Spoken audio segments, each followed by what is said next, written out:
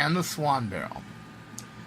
It is a hole, you can see it, just past 4 inches of rifling, another 1.5 inches of brass, interchange between that, inside the Merlin and between. And as you can see, the rest of it adds up to about 19 inches of brass. About 19, it ends right there. And a whole nother 1 inch of breech area where you don't have brass. That's just the dart gate. So you have a total area of barrel area of 20 inches. Now, if you factor in also this dart gate, you're talking about 24 or so. Let's see. Yeah. So from the tube to the crown of the Merlin, you're talking about 24.25 inches. 25 inches. 25 inches of air. Okay, mind you that the air necks down to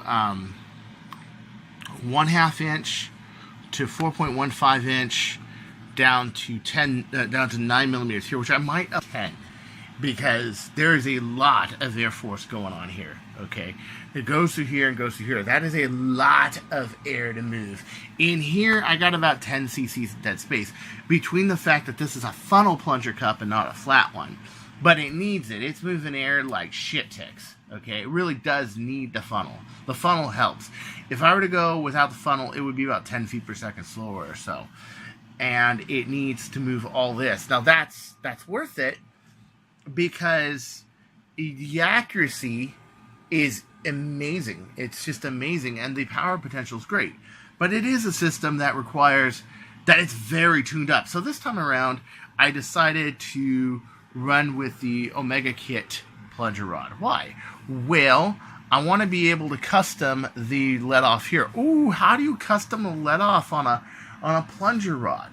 It's not that easy to do on a normal long shot plunger rod. You're stuck with the length. You can almost say that about the Jet Blaster Omega plunger rod, but you can see that the normally goes into the Jet Blaster's plunger rod is sitting right here with the blaster assembled. Yeah. Well, why did I decide to do this? Well, because I figured out that this is a scalable system. See this little bolt right here in the end of the Omega plunger rod? Yeah, that catch is never going to hit it. This is never going to hit that. And so therefore, if it hangs, big deal. You may notice also the air ports right here. Now, I found out my old plunger tube system had them on the sides. When your breech is closed, of course when you're gonna fire, these are huge ducts. You can use these to negate the vacuum on the inside of the plunger tube by making it outside. How about the 36 millimeter gate back here? The spring rest back here. No problem. You just dent this in 4 places. Boom, boom, boom, boom. And then you just center that. That's no big deal. And you just keep tweaking it until this is in the center. Easy. You don't have to make another rest or nothing. You just bend it here. If you want this to be a little tighter here, you can also bend this a little more. Brass allows you to do a lot of stuff. So you don't believe me though. You don't believe me that you think maybe this is off another Jet Blaster's kit or something, right? Right? Right? I'm sure you do. Well, let's take this beast out. You can see it. Explorer plunger cup, just like the first Alpha prototype ever built. It's got the funnel plunger cup there. You got a artifact bolt sled that Enoch sold me and got me one of the very last ones. Thank you very much, Enoch. So here we go, moment of truth, moment of truth. How did I do this? How did I shorten this by 1/4 inch? Because I didn't like the fact that I was only getting 3 inches of draw, and I wanted 3 and about 3 1/4. Well, boom. Does that look familiar to you? I'm sure it does. You know what that is? That is the barrel assembly from You Got It. Sitting right there. There's the rest of it. That is the original Jet Blaster's barrel. That, of course, I have no use for. I use brass And this barrel's too short. Not only that, I have a bunch of monkey mod barrels. I don't need this barrel. So what I found is that their barrel is actually, yeah, and I had to tape it this time. Last time I didn't. It held a perfect seal, but this time I got a little bit of linkage. I had to tape this, yes. I'll probably put some more go-to glue in there, what have you. Actually, it's a perfect size. It's 13 millimeters on the inside. It is 15 millimeters on the outside. It has exactly a millimeter of aluminum. Now, the next question is, well, does this really save a lot of weight? Nah, not really. I mean, you can feel it. It's super light, strong composite material. Okay, it's nice, but you got a couple advantages with aluminum. One, you can make this any length you want. You want to make it so it has a really short draw, and that and let's say you use like a talon and it's way up here, and you want to make it like 2.5 or whatever. You can do it. You want to make it as long as you want, as you can, which even I can probably still make this slightly longer to give me more air area. Okay. Yeah, I can just cut this and make it so. I don't care if this gets scratched or dinged or bent or whatever. It's aluminum on aluminum, but you know, all the other Explorer kits, they're all aluminum on aluminum. There's no big deal here. Okay. Of course, I got a Turf 18.5 in there, a gold one, Aussie spec, and that is the inside of the tube. Look how massive that is. Yes, it's ginormous.